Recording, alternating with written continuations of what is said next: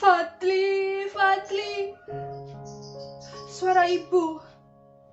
Suara parau diiringi sak tangis itu merobek dadaku, memukul-mukul dan mencekik nafasku. Ingin aku menjerit, berteriak dengan sekuat tenaga, namun tiada sepatah kata pun yang keluar. Mulutku seakan terkunci, lidahku terasa beku dan mendadak aku seperti orang bisu. Fadli, aku yakin dia telah bahagia di sisi Robnya. Ku gigit bibirku kuat-kuat. Asin, tercium bau darah. Aku menyesal telah begitu membencimu, Fadli. Namun penyesalan yang berdesakan di dadaku ini tak akan pernah mampu mengembalikanmu ke dunia fana ini. Fadli. Suara parau ibu kembali mengusikku dengan geletar yang menjelajari sendi-sendi tubuhku. Aku melangkah memasuki kamar ibu dan duduk di tepi pembaringan. Kupandangi tubuh ibu yang terbaring di tempat tidur. Sembilu kepedihan yang menancap di batinnya membuat wajahnya yang kian pias dan tubuh kurusnya semakin ringkih saja. Tabah ya, Bu. Kita semua miliknya dan akan kembali padanya. Fadli di sana akan sedih kalau melihat ibu terus-terusan begini. Bukan begitu, Fadla? Aku mengangguk, mengiyakan kata-kata bapak. Setelah meletakkan tas kantornya, bapak duduk di samping ibu. Digenggamnya tangan kurus ibu, lalu diciumnya kening berkeriput itu dengan penuh kasih. Kupandangi wajah bapak dan ibuku bergantian. Lewat cermin besar yang terpasang di dinding kamar, ku amati wajahku sendiri. Wajahku mirip seperti bapak. Kulitku kehitaman dan bersisik seperti kulit para pekerja kasar yang terpanggang terik matahari tiap hari. Rambutku yang keriting kecil-kecil seringkali dikatakan sebagai sarang lebah oleh teman-teman. Sedang bibirku yang tebal berpadu dengan rahang gigi seriku yang maju beberapa senti sehingga mulutku susah untuk mengatuk. Berat badanku pun melebihi batas ideal sehingga tidak sebanding dengan tinggi badanku. Siapa dia, Fadli? Tanya seorang teman Fadli ketika aku diajaknya bersilaturahmi dengan aktivis rohis sekolah. Oh iya, kenalkan, ini Fadla, saudara kembarku, jawab Fadli sambil merangkul pundakku. Ah, kau pasti bercanda, Fadli. Kembar kok nggak sama?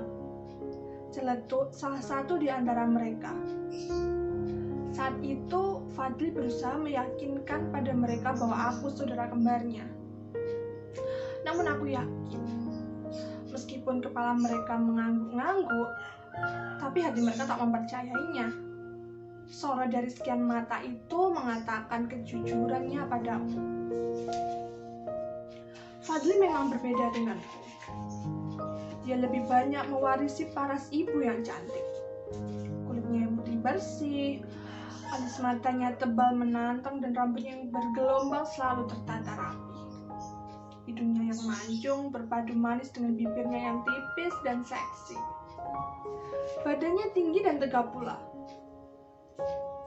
Memang sejak kecil Fadli hadir Pak Mutiara yang berkilauan di tengah keluarga kami. Di usia 10 tahun dia telah meraih piala dari berbagai kejuaraan. Dari juara menulis kaligrafi, seni baca Al-Quran, sampai olahraga renang kesukaannya. Angka-angka rapornya pun selalu membuat wajah bapak dan ibu berseri-seri saat kenaikan kelas tiba. Ayo Fadla, kamu pasti bisa seperti Fadli, bahkan lebih hebat darinya. Bukankah kalian kembar? Kata bapak saat kenaikan kelas tahun lalu, dan melihat 2 angka merah dalam raportku. Aku tahu bapak ingin memberikan dorongan semangat terhadapku. Namun entah mengapa, telingaku lebih menerima kata-kata itu sebagai ejekan. Aku selalu merasa raca kasih sayang orang tuaku lebih berat terhadap Fadli daripada terhadapku. Hampir semua orang yang mengenal Fadli dapat dipastikan akan mengaguminya. Keramahannya, kesopanannya, dan kepandaiannya membawa diri memikat hati siapa saja.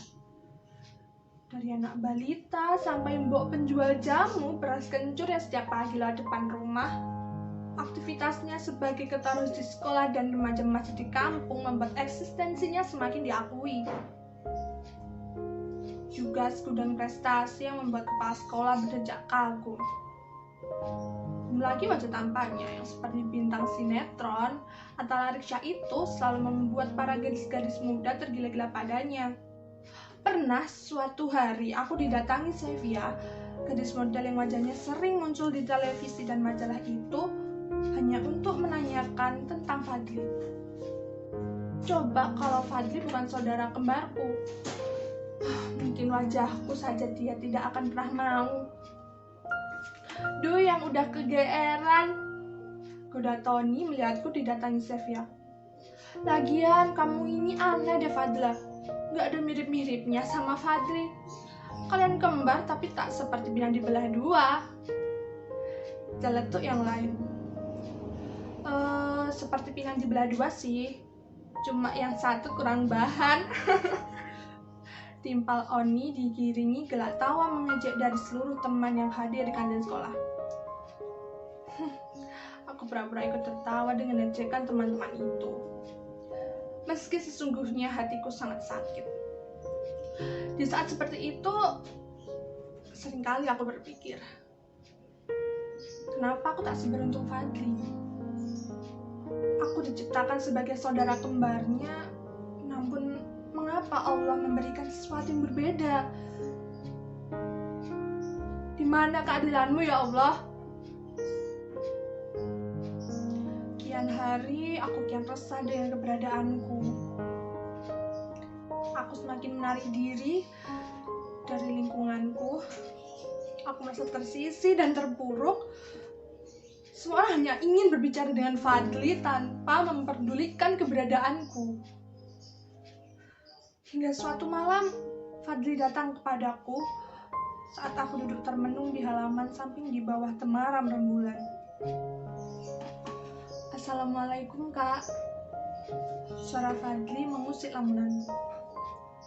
Dia selalu memanggilku dengan sebutan Kak, karena menurut ibu akulah yang lahir lebih dulu, baru 1 jam kemudian Fadli. Aku tak menjawab salamnya, bahkan tak merubah posisi dudukku. Kulihat akhir-akhir ini Kak Fadla sering menyendiri dan sangat pendiam. Kakak ada masalah? Ada yang bisa Fadli bantu? Kata Fadli hati-hati. Aku tersenyum sinis. Ku tatap matanya tajam. Aku tak butuh bantuanmu. Aku cuma ingin kau mengembalikan hak-hakku yang telah kau ambil. Kehadiranmu hanya membuatku tersisih di rumah ini. Kau memang pintar dan tampan, tapi kau tak bisa merendahkanku begitu saja. Ucapku dengan suara bergetar dan penuh emosi. Kulihat Fadli ternganga mendengar ucapanku. Mungkin dia tak menyangka sama sekali kata-kata dingin itu akan keluar dari bibirku. Maafkan Fadli, Kak. Fadli tak pernah merendahkan kakak atau siapapun. Fadli hanya manusia biasa dan akan berusaha memandang orang lain dengan biasa pula. Fadli tak pernah memandang orang lain dari fisiknya, otaknya, ataupun kekayaannya. Karena hanya Allah yang berhak atas hambanya, Kak. Tak usah menceramahiku seperti murid TPA-mu itu, Fadli. Potongku sambil memalingkan muka darinya. Sekali lagi maafkan Fadli, Kak. Assalamualaikum, ucapnya sambil beranjak meninggalkanku. Sejak malam itu, aku tak pernah bicara lagi dengan Fadli. Kebencianku padanya semakin menggunung. Meski Fadli berusaha menyapaku, namun aku selalu menganggapnya tiada. Pun ketika aku dengar cerita dari teman-teman bahwa akhir-akhir ini Fadli sering pingsan di sekolah, aku menganggap berita itu bagai angin lalu. Memang kulihat kian hari Fadli kian kurus dan pucat. Ia juga sering mengurung diri di kamarnya. Namun aku tak peduli. Kupikir itu resiko menjadi bintang dadakan, syok di mabuk popularitas. Kak Fadla, tolong Kak, tolong. Suara Fadli diiringi erangan kesakitan yang menyayat, menghentikan langkahku yang baru saja menginjak lantai ruang tamu. Sore itu rumah sepi. Bapak dan ibu pergi ke rumah Eyang sejak pagi. Aku sendiri baru datang dari kursus dan dikejutkan oleh teriakan Fadli yang mengerang-erang kesakitan sambil memegangi kepalanya. Aku menghentikan langkahku, pandangi Fadli yang berguling-guling di lantai. Kedua tangannya masih memegangi kepalanya. Tiba-tiba, kebencian itu datang menyergapku. Sekilas terlintas pikiran burukku untuk tidak menolongnya. Dia telah membuatku tersisih, tapi sisi hatiku memberontak. Bukankah dia saudaraku satu-satunya? Bukankah sesungguhnya dia tidak pernah menyakitiku? Benarkah aku tega membiarkannya? Tolong, tidak. Tolong, tidak. Tolong, tidak. Kedua suara hatiku saling berebut untuk menguasai tindakanku selanjutnya. Aku masih berdiri beku ketika tiba-tiba bapak dan ibu berlari-lari masuk rumah sambil berteriak-teriak. Ada apa ini, Fadla? Kenapa adikmu? Kenapa? Teriak bapak dan ibu sambil mengguncang-guncang tubuh Fadli. Aku seperti terbangun dari mimpi dan baru sadar ketika mengetahui tubuh Fadli telah terdiam kaku. Jiwa Fadli tak tertolong lagi, dan visum dokter mengatakan bahwa Fadli mengidap kanker otak stadium ganas. Astagfirullahaladzim. Kepergian Fadli tiba-tiba, vonis dokter yang terdengar bagai petir menyambar kepalaku, dan diari Fadli yang banyak bercerita tentang sakitnya dia pendam selama ini membuatku penyesalan seringkali berjalan di dadaku. Betapa selama ini aku telah kufur terhadap nikmat yang Allah berikan padaku. Betapa selama ini aku telah membiarkan hatiku digerogoti penyakit iri terhadap saudara kembarku sendiri. Dan betapa selama ini aku telah memvonis ketidakadilan Allah terhadapku. Sementara kenyataannya, di balik gemilangnya Fadli, kanker otak ganas telah menggerogotinya diam-diam. Dan aku telah mendustakan nikmat kesehatan yang Allah berikan. Ya Robbi, akankah pintu ampunanmu terbuka untukku? Fadla, istirahatlah. Ibumu sudah tidur.